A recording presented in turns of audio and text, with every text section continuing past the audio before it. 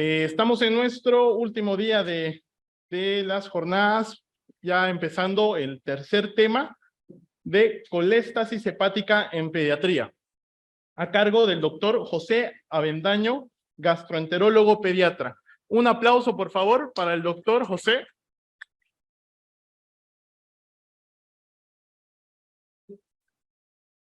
Mientras el doctor viene a la palestra, vamos a hablar un poco sobre su trayectoria. El doctor es médico pediatra formado en la Caja Nacional de Salud. Tiene la subespecialidad de gastroenterología y hepatología pediátrica, formado en Brasil. Tiene además un posgrado en endoscopía digestiva, su maestría en educación superior, diplomados en ecografía abdominal, lactancia materna, nutrición pediátrica. Es miembro de la Sociedad Cruceña de Pediatría, miembro de la Sociedad Latinoamericana de Gastroenterología, Hepatología y Nutrición Pediátrica, y bueno, es nuestro querido gastroenterólogo de nuestro hospital. Así que una vez más, por favor, démosle un aplauso al doctor. Doctor. Muchas gracias y muy buenas noches. Vamos a dar inicio con este abordaje y pantallazo que vamos a tener en relación a la colestasis hepática.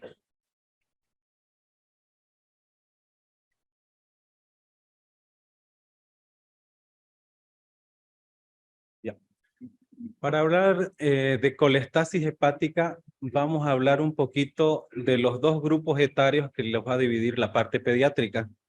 La parte neonatal, que aunque neonato es catalogado hasta los 28 días, en el término colestasis se denomina hasta los 3 meses de edad por la identificación que puede llegar a ser tardía de la misma patología en relación a la colestasis. Y colestasis del niño adolescente. En esta presentación solamente vamos a abordar lo que viene a ser colestasis neonatal. Como colestasis neonatal, nosotros nos vamos a hallar en dos panoramas. Niño amarillo o bebé amarillo, que sea hiperbilirrubinemia o que sea una bilirrubina de aumento indirecto o que sea una bilirrubina de aumento directo que viene a ser colestasis. Para el término colestasis en esta etapa menor de 3 meses, vamos a tener una bilirrubina total menor de 5 con una bilirrubina directa mayor de 1. Y la bilirrubina directa total mayor a 5, una bilirrubina directa mayor al 20%. En hiperbilirrubinemia indirecta, siendo que las heces y la coloración es normal, nosotros tenemos que ver varios aspectos en relación al reticulocito. Reticulocitos aumentados o reticulocitos normales. Si los reticulocitos son aumentados, esto vamos a tener un desenlace en el aumento de la producción de los mismos. Y eso vamos a tener hemólisis, cefalohematoma, hiperesplenismo. Reticulocitos normales, disminución de captación y disminución de la conjugación, que puede ligarse a lo que vienen a ser fármacos, sepsis, o disminución de la conjugación, una ictericia o una hiperbilirrubinemia fisiológica ligada a la leche materna, o dos síndromes que tenemos. Ahora, el tema en especial que nos compete en esta clase es el aumento de la bilirrubina directa que viene a ser la colestasis. Esta colestasis, teniendo en un bebé menor de 3 meses, viene a ser una urgencia pediátrica que nos tiene que llegar hasta un tercer nivel para ser evaluado por gastroenterología. Este es un pantallazo que se va a lanzar. Esto no es algo nuevo a nivel mundial. Hay esta campaña, Alerta Amarilla, que se inició en Brasil, lo siguió España, Estados Unidos lo está haciendo. Es la manera de diagnóstico precoz que nosotros vamos a tener con relación a un bebé amarillo con el término de colestasis con bilirrubina directa. Esta cartilla va a ser ampliada en los próximos meses en todos los centros de salud, tanto centros de salud de atención de primer y segundo nivel, para que una vez acordado en relación a la ictericia con orina, con heces, con la orina que es la coluria, con las heces que es la hipoacolia, y con la coloración de la piel, sean referidos posteriormente a un tercer nivel para ser evaluados por nosotros. Como término, nosotros vamos a definir el término de colestasis. Se divide en dos: cole, bilis, tasis, estasis o flujo lento. Es la disminución o ausencia del flujo de la bilis por el intestino debido a efectos en la secreción biliar, en los hepatocitos, ya sea obstructivo o en los canales. Nosotros dentro de todo este hígado vamos a tener múltiples canales o canalículos biliares que van a llevar, entonces vamos a tener una alteración dentro de la célula o a nivel de los canales. Así nosotros lo vamos a determinar de manera anatómica en una enfermedad extrahepática. Extrahepática es una vez sale del hilio biliar, estamos hablando hepático común, cístico, la vesícula y el colédoco, extrahepática, o intrahepática dentro del hígado, que van a ser los canalículos o el hepatocito en sí, que viene a ser la célula. Y nosotros vamos a tener dos tipos de lesiones. Extrahepáticas, lesión de obstrucción o lesión a nivel del conducto biliar. Y intrahepática, lesión a nivel del hepatocito o a nivel del conducto, que puede ser lesión o obstrucción del conducto biliar. Generalmente en todas estas colestasis nosotros vamos a tener esta triada clásica, ¿no? Ictericia, que inicia con una ictericia conjuntival que puede llevarse a ser prurito, coluria, la orina amarillenta en la fralda o en el pañal, normalmente a veces desapercibida por los padres. El gel que contiene el pañal tiene que ser blanco con la orina o tener un color claro. Al tener un color tinto, algunos lo asemejan a un rojizo o a un negruzco como Coca-Cola, se denomina coluria. Y la colia no es totalmente las heces blancas, que posteriormente poco a poco van a ir a llegar a una colia total. Son hipoacolias o heces despigmentadas o semiblancuzcas o amarillentas pálidas. Las complicaciones que vamos a tener: prurito, santomas, hepatomegalia y esplenomegalia, que más adelante vamos a ir viéndolas. Laboratorialmente nosotros, ¿cómo vamos a investigar? Como hablábamos anteriormente, bilirrubina total menor a 5, la bilirrubina mayor a 1, diagnóstico, colestasis. Bilirrubina total mayor a 5, con una bilirrubina directa mayor al 20%, diagnóstico igual colestasis. Tenemos también fracciones de estos en laboratorios que nosotros podemos pedir. Fracciones de la bilirrubina conjugada, la no conjugada, alfa, la beta monoconjugada, la gamma diconjugada o una conjugada a la albúmina, que es la delta. O el método tradicional que nosotros manejamos, bilirrubina total, directa e indirecta. Hay unos métodos in vitro que están recientemente lanzados, que también ya puede haber un diagnóstico precoz antenatal mediante una punción durante el embarazo. Ahora, estas alteraciones, ¿cómo nosotros las vamos a ver? Nosotros estamos acostumbrados a que tenemos unas transaminasas, que esas transaminasas son las que nos van a dar cómo está el hígado. El hígado tenemos que clasificarlos no solamente con las transaminasas. Hay la gamma-glutamiltransferasa, la fosfatasa alcalina, la 5-nucleotidasa y las 2 transaminasas. Cada una repercute un sitio anatómico específico. Entonces nosotros vamos a tener sinusoide, que está irrigado por la sangre, el hepatocito en sí, el canalículo, que viene a conformar por el colangiocito, y su contenido, la bilis. Entonces nosotros vamos a obtener dentro del hepatocito TGO y TGP. Fuera del hepatocito nosotros vamos a tener gamma-glutamiltransferasa, fosfatasa alcalina y la 5-nucleotidasa. Su contenido que va a ir circulando son las bilirrubinas de predominio directo. Entonces, nosotros vamos a clasificarla, los laboratorios, en lesiones hepatocelulares y lesiones canaliculares. Las enzimas que vienen a ser hepatocelulares van a ser la TGO y la TGP, y las enzimas de lesión del canalículo van a venir a ser gamma-glutamiltransferasa, fosfatasa alcalina y 5-nucleotidasa. Aquí solo estamos evaluando cómo está la lesión a nivel de la célula y del canalículo. La función del hígado no estamos hablando aquí. La función del hígado nosotros tendríamos que pedir una glicemia, un tiempo de protrombina, cómo está la albúmina y así sucesivamente. Entonces aquí solamente lesión celular o canalicular. Esta colestasis, ¿qué complicaciones va a tener? Esta colestasis va a llevar a una retención de los componentes de la bilis en la sangre, aumento del colesterol, aumento de ácidos biliares, aumento de la bilirrubina, que van a dar síntomas característicos como la ictericia y el prurito.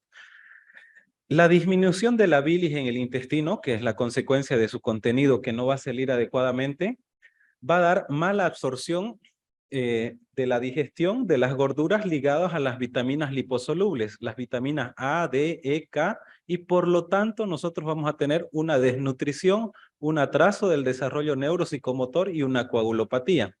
Esta retención de los componentes de la bilis va a traer aumento de los ácidos biliares, lo cual lleva a ser una hepatotoxicidad, aumento del cobre, que también lleva a hepatotoxicidad, y como final, esta enfermedad hepática progresiva va a llevar a un acúmulo y a un aumento de la presión de la vena porta, lo cual lleva a una hipertensión portal, una fibrosis y concomitantemente una cirrosis.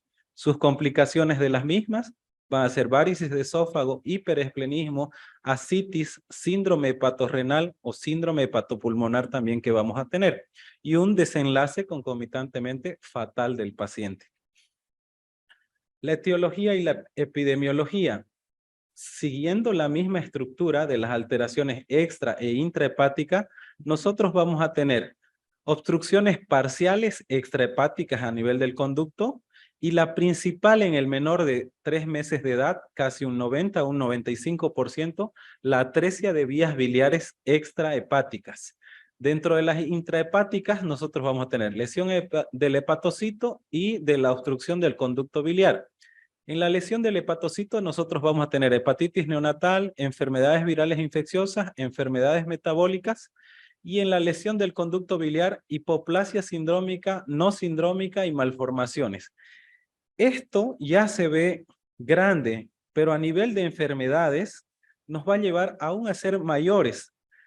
Las extrahepáticas son colestasis obstructivas, las intrahepáticas del hepatocito nosotros llamamos colestasis hepatocelulares, y la del canalículo colestasis obstructivas. Entonces, esta es la manera de definir con el diagnóstico un poco más detallado.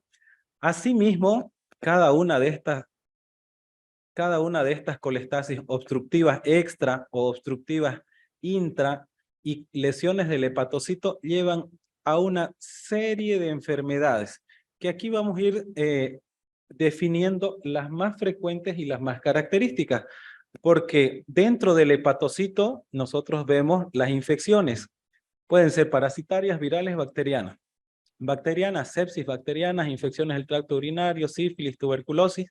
Los virus, nosotros vamos a tener rubiola, citomegalovirus, virus de Epstein-Barr, virus de hepatitis A, B, C, parvovirus, virus de la varicela y adenovirus, varios virus que nosotros estamos relacionados. Ahora, lo más frecuente aparte de lo infeccioso, nosotros vamos a tener también en la parte neonatal la parte tóxica, nutrición parenteral o uso de medicamentos en cuadros infecciosos. Después de eso, nosotros vamos a tener a nivel del intrahepático las inmunológicas, que son un poco más raras, las cromosómicas, que pueden estar ligadas en un 20 a un 30% al síndrome de Down, ligadas a histiocytosis o a shock séptico, las enfermedades genéticas, metabólicas y endócrinas, errores innatos del metabolismo que vienen aquí, o las de origen neonatal idiopático. A lo mismo en las obstrucciones de vías biliares vamos a tener varios síndromes donde los que recalcan a nivel de la hipoplasia ductal es el síndrome de Ala-Gili, y de la malformación de la placa ductal son las fibrosis hepáticas congénitas. A nivel extrahepático, la principal, como decíamos, la atresia de las vías biliares extrahepáticas. ¿Cómo vamos a abordar nosotros todo ese pantallazo? Porque si lo vemos así, hasta es difícil de pensarlo.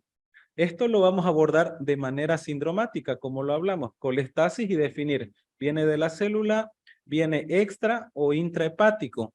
Y a la vez, los extrahepáticos tienen alguna incidencia, es más ligado al sexo femenino, recién nacidos términos y adecuados a la edad gestacional, acolia fecal persistente, la ictericia va a partir de la segunda a la tercera semana de vida, evoluciona con una hepatomegalia, y no tiene esplenomegalia. A diferencia de las intrahepáticas, tiene una relación sexo-femenino, es más en los prematuros, con bajo peso pequeño para la edad gestacional, acolia fecal de inicio precoz, ictericia en la tercera o cuarta semana de vida y esplenomegalia que conlleva por una hipertensión portal.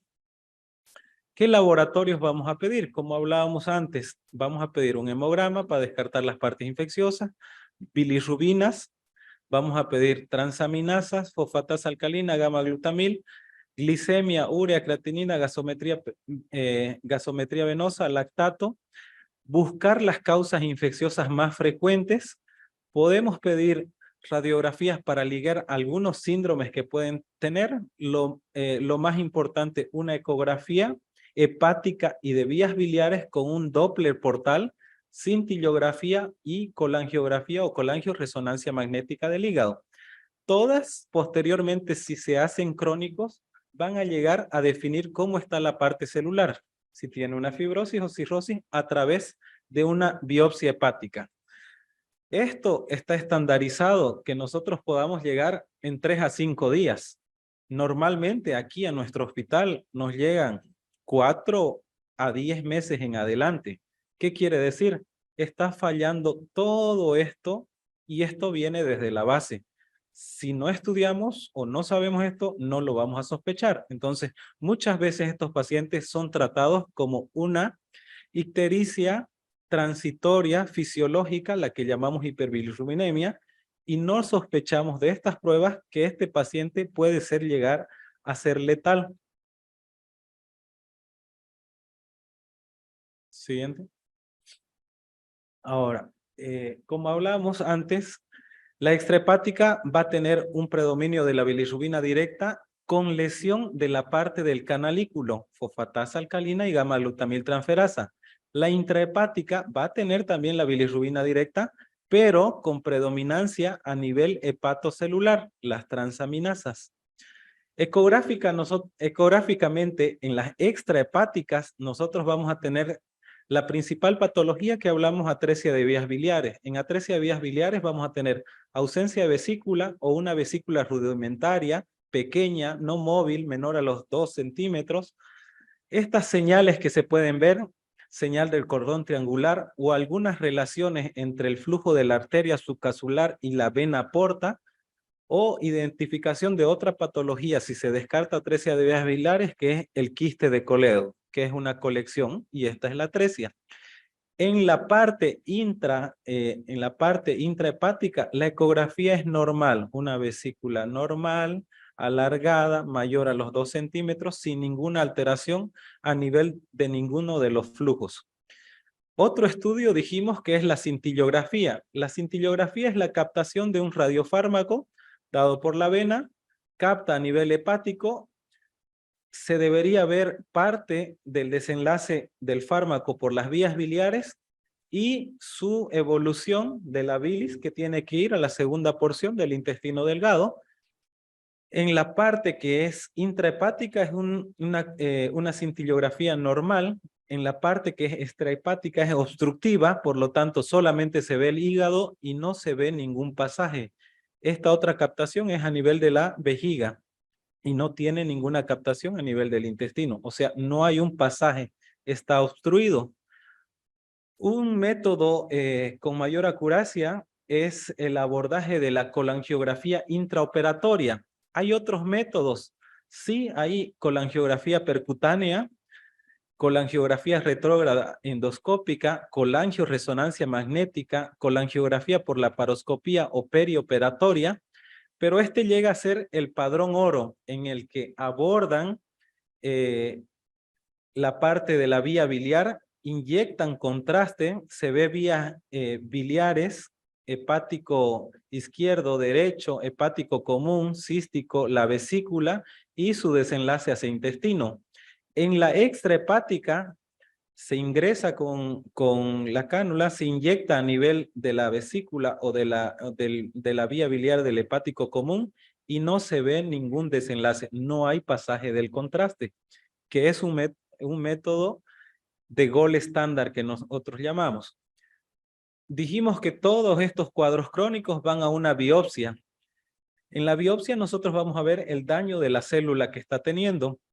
En esta patología, que es la más común, que es la atresia de vías biliares, hay proliferación de los ductos, cálculos biliares, y en las intrahepáticas hay colestasis, hepatitis, agrandamiento de las células o hipoplasia de algunos ductos que son intrahepáticos.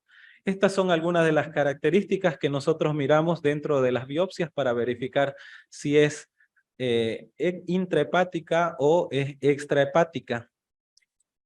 ¿Cuáles son estas principales enfermedades de las que estábamos hablando? La principal, nuevamente, enfermedad de colestasis extrahepática e intrahepática, y nosotros estamos aquí. Extrahepáticas tipo obstructiva, la atresia de vías biliares. La atresia de vías biliares es una colangiopatía inflamatoria progresiva que poco a poco va a ir destruir, obliterar y cerrar totalmente los conductillos intrahepáticos, resultando una obstrucción total o parcial progresivamente de la vía biliar. Es la principal causa de trasplante en el área pediátrica y tiene una correlación de 1 en 5.000 nacidos a 1 en 20.000 recién nacidos. Tenemos formas de la atresia de vías biliares, no todas son completas, hay parciales, hay distales y hay la forma total que nosotros tenemos, que es hepático común, cístico y la parte de colédoco, que lleva un 90% de los casos. Este hospital se caracteriza por ser de tercer nivel y de presentación de casi toda la parte pública. Nosotros en el hospital hemos tenido grado 1, grado 2, que llegan a ser 1 a 2%, 2 a 5% y un 3 a 4%, fuera de la normalidad que son los demás casos. Esta forma de atresias vías biliares tiene dos formas, una forma fetal o embrionaria y una forma perinatal o adquirida. 90% de los casos es esta forma perinatal o adquirida. ¿Qué es la forma perinatal o adquirida? Que esta evoluciona a partir de la tercera a cuarta semana de vida. ¿Qué quiere decir? Nacen bien, pueden tener una hiperbilirrubinemia de origen indirecto y a partir de la tercera a cuarta semana mantienen la ictericia y laboratorialmente ya cursan con una bilirrubina directa en ascenso y alteración de las enzimas canaliculares. Las formas que son embrionarias vienen ligados a un 10% de los casos y pueden asociarse a malformaciones. Hay un síndrome que se llama Bacterer, es biliar, atresia, splenic y alteraciones de la parte de las vértebras y alteraciones cardíacas también. Estos llevan una triada característica, ictericia, coluria, acolia, y progresivamente van a llevar a una hepatomegalia. Es más frecuente en los niños, es una coagulopatía que responde a la vitamina K y la hepatomegalia y la esplenomegalia posteriormente a los 3 meses de vida. Esta patología, de no ser diagnosticada, tiene un 80% de mortalidad el primer año de vida y un 95% de mortalidad el segundo año de vida. ¿Qué quiere decir? Que si no se la diagnostican, se van a morir y no se mueren como una patología cardíaca, se mueren progresivamente de las complicaciones que van llevando, esplenomegalia, ascitis, hemorragias digestivas por varices esofágicas, infecciones recurrentes, colangitis. ¿Cómo nosotros vamos a diagnosticarlo? Con un simple laboratorio, mirando una bilirrubina directa que se eleva y una bilirrubina total. Y las enzimas hepáticas canaliculares, gamma-glutamil y fosfatasa, son mayores que las hepatocelulares, porque esto es a nivel del canalículo. ¿Qué nos va a confirmar nuestra sospecha? Una ecografía con esas señales que dijimos, que la vesícula no se vea, sea muy pequeña, que no se mueva mucho, o tener señales del cordón triangular o alteraciones a nivel de los flujos portales o arteriales. Si nosotros seguimos sospechando o nuestra ecografía es sospechosa, vamos a pedir una cintillografía hepática, que es ver la captación del hígado y su desenlace hacia la parte del intestino. La no captación de ese radiofármaco y tenerlo en intestino sigue siendo sospechosa. ¿Qué nos va a llevar a confirmar totalmente? Una colangiografía intraoperatoria, que fue la que vimos anteriormente, donde se evidencia contraste directamente que no pasa hacia el duodeno. Y tiene que llevar una biopsia hepática para saber si ese hígado está en cirrosis o no está en cirrosis. ¿Qué tiempo nosotros tenemos para llevar a eso? 60 días. Si después de los 60 días es diagnosticado eso, tenemos casi un 80% de que nuestra biopsia sea positivo para una fibrosis y cirrosis, y hacer un tratamiento no sirve. Y el tratamiento venía a ser un trasplante del hígado, que Bolivia actualmente no está realizando en ninguna parte. Y el paciente tiene alta mortalidad. Histopatológicamente nosotros vamos a ver las lesiones de fibrosis y cirrosis. ¿Hay un tratamiento antes de los 60 días o para qué nos queremos apuntar a llegar? Sí hay un tratamiento, es gracias a este cirujano, se llama cirugía de Kasai. ¿De qué se trata la cirugía de Kasai? Como su nombre lo dice, una hepatoportoenterostomía. ¿Qué quiere decir? Si no me está funcionando la vía biliar, van a agarrar los cirujanos, ¿no? Una asa móvil, que es una asa móvil, yeyuno. Esa asa móvil la van a confeccionar directamente al hilio hepático y van a conseguir un drenaje de la bilis directamente hacia la parte del yeyuno. Y así evitar que ese hígado se fibrose y se haga cirrótico posteriormente.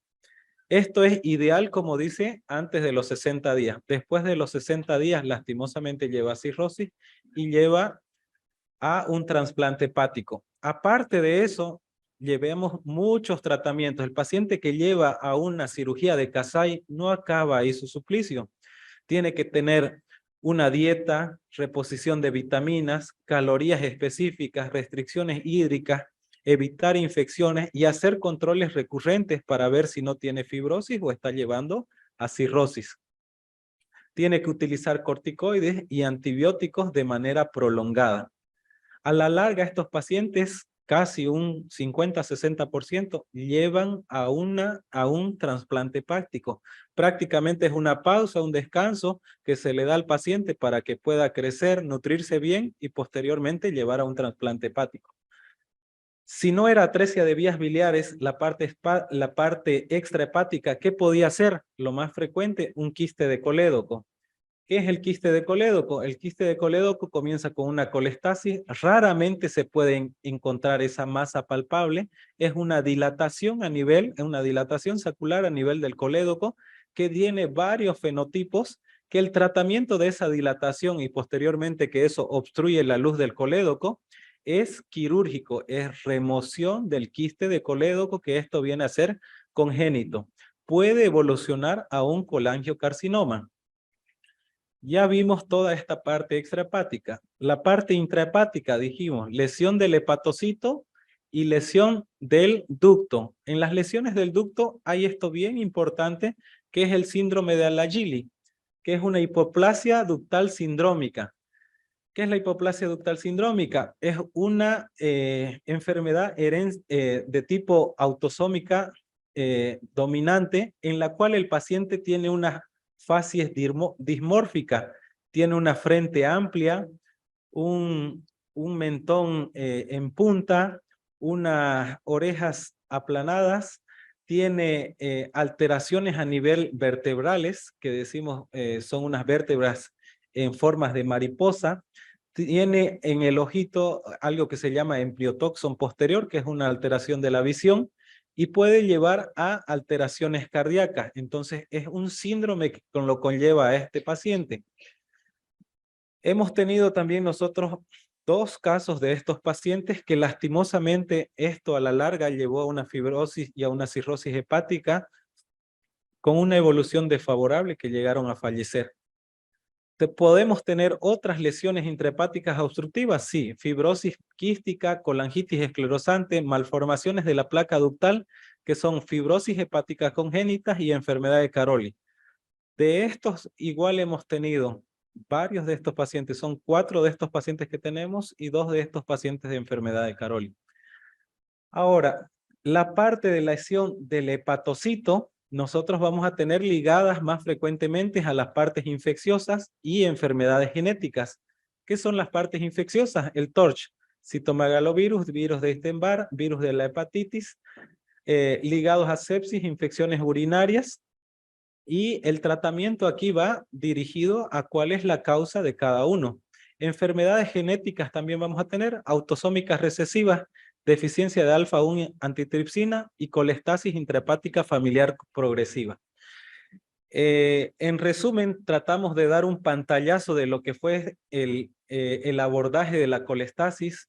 No es por alarmarlos, pero este es uno de nuestros pacientes. Dijimos que la parte extrahepática, el 90% son las atresias de vías biliares. Así llega el paciente que no es diagnosticado antes de los 2 meses de edad, no recibe el tratamiento que es la cirugía de Kasai y lastimosamente no tenemos nosotros trasplante hepático y lastimosamente damos medidas de soporte o medidas paliativas que se llaman, que posteriormente evolucionan a ascitis, hipertensión portal, hemorragias, y prácticamente estos pacientes se nos mueren en nuestras manos aquí en la terapia intensiva o unidad de cuidados intermedios. La manera de colocar esto en el final es algo para que nosotros nos pongamos a pensar y sospechar que podemos evitar que este paciente se nos muera y pueda tener otra chance de vida si podemos sospecharlo y poder referirlo ya sea a un primer nivel, segundo nivel y posteriormente nosotros confirmar aquí en un tercer nivel y que reciba un tratamiento precoz. Con eso terminamos la exposición.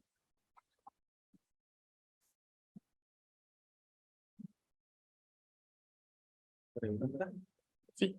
Muchas gracias, doctora Avendaño, por la excelente exposición. El auditorio, ¿alguna pregunta que tuvieran, por favor? Sí.